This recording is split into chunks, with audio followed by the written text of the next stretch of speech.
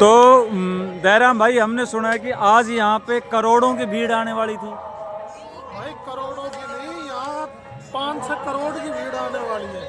पता है, मतलब यूपी सरकार ने आज के दिन 6-7 करोड़ मतलब यात्री यहाँ नहाने के लिए जो आ रहे हैं कुंभ में, उनकी बहुत अच्छी व्यवस्था की गई है। और ये बड़े भाग्यशाली है ये पब्लिक, जो आज यूपी सरकार में आज इतने बड़े संत के रूप में मुख्यमंत्री हैं, जो एक राम नाम का नारा देकर और एक हिंदुत्व की भावना से पूरे देश में ये पैगाम दे रहे हैं कि हिंदुओं जागो, ये जागने का समय है।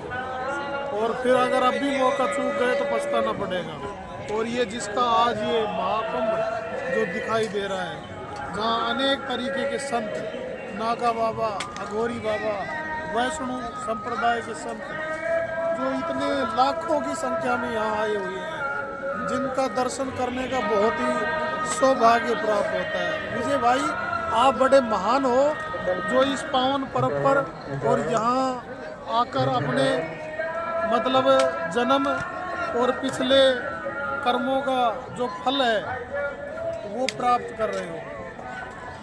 नहीं, हम तो महान हैं ही, क्योंकि 144 साल में इसके बीच में जो पैदा होके चले गए, उनके तो नसीब में ये था ही नहीं। बहुत हमसे 144 साल पहले कितने पैदा हुए, कितने चले गए, लेकिन ये संतों की इतनी विशेष कृपा रही और उसमें हमारा आपका अवतार हुआ, पैदा हुए हम। और ये आज ये हमें ये जो बहुत शुभ अवसर मिला, हमें बड़ा सौभाग्य मिला, क्योंकि तैयारियां भी कुछ विशेष करवाई गई है। मैं तो इस संत महात्मा को, जो इसने ये यूपी सरकार संभाल रखी है, बाबा योगी का भी दिल से धन्यवाद करूंगा।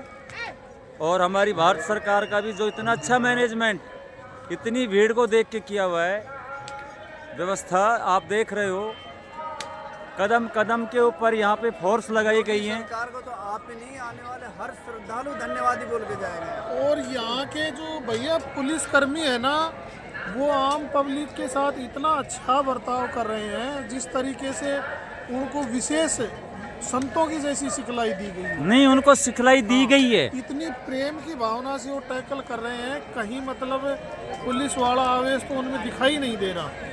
मतलब गाड़ियों जैसे खुद भगवान ही पुलिस वाले बने हुए हो यहाँ पे, उनमें भाव है, इतनी आस्था से, विश्वास से, प्रेम से समझा रहे हैं वो हर बात को, हाथ जोड़ के समझा रहे हैं। यहाँ इंसानियत मतलब नजर आ रही है आपको। हाँ, देखो जहाँ भगवान की धरती है, क्योंकि भगवान ने बनाए इंसान थे, उन इंसानों में इंसानियत थी, और इंसानों ने बनाई जातियाँ, जातियों से बने समाज, समाज से बन गए धर्म, धर्म से ये देश, और इसी देश से विदेश बने।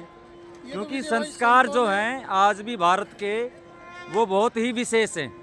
ये तो संतों ने कहा भी है कि भाई संत न होते जगत में जल मरता संसार। तो देखो ये संत आज प्रेम का पैगाम जो इंसान को दे रहे हैं, कितना अच्छा संस्कार दे रखे हैं। कितने संतों ने यहाँ पे ये इस धरोहर को सजाया है, आप देख रहे हैं कितनी लागत लगा के, कितना, क्योंकि इनका खर्चा भी क्या हो सकता है, तो कितने प्रेम से इस धरोहर को संत महात्माओं ने सजाया है।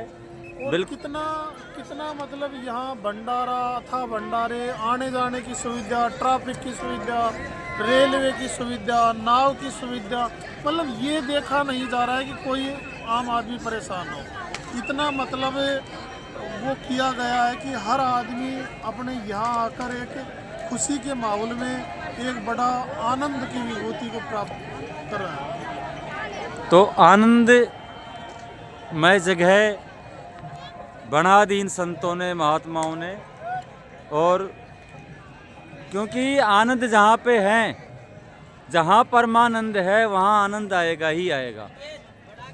जहाँ पे परमानंद है, वहाँ पे आनंद के अलावा क्या मिलेगा आपको। तो यहाँ पे सब कुछ है, वो सभी शक्तियाँ यहाँ मौजूद हैं। और श्रद्धालुओं में भी भाव है, भावुक लोग ही आए यहाँ पे, श्रद्धालु लोग ही आए यहाँ पे। और देखो यहाँ बाल्य के संत हैं, बच्चों के रूप में जो संत का चोला धारण किए हुए हैं। दूसरी बात बुजुर्ग संत हैं, उनसे जब विचार विमर्श करते हैं और इस मतलब परमात्मा की उनसे चर्चा करते हैं, ज्ञान की बातें करते हैं, जीव और जगत की बातें करते हैं, तो बड़ा अच्छा उनसे ज्ञान प्राप्त होता है। और ये महाकुंभ में ये सुनने का बड़ा अवसर योगी बाबा की दया से ये आम जनता को प्रकट करके उन्होंने दिखलाया है। और ये जनता को एक पैगाम भी दिया है कि नहीं, एक संत होने का भी उन्होंने पैगाम दिया कि हम संत हैं, और संतों का जो एक संस्कार है वो यहाँ देखने के लिए मिल रहा है हमें। हाँ बिल्कुल सही बात है। और अब चलते हैं, काफी थोड़ा टाइम हो गया, आगे सफर भी हाँ। तो वो तय करना है। अभी मिलाते हैं संत महात्माओं से, उनसे बातचीत करवाएंगे। हाँ, उनके अखाड़े में जाकर उनके विचार सुनेंगे और बड़ी ज्ञान की बात है उनसे सीखेंगे, समझ अपने लेंगे जीवन में उनसे, भी ग्रहण समझेंगे। करेंगे। हाँ, आओ चलते हैं। जय हो।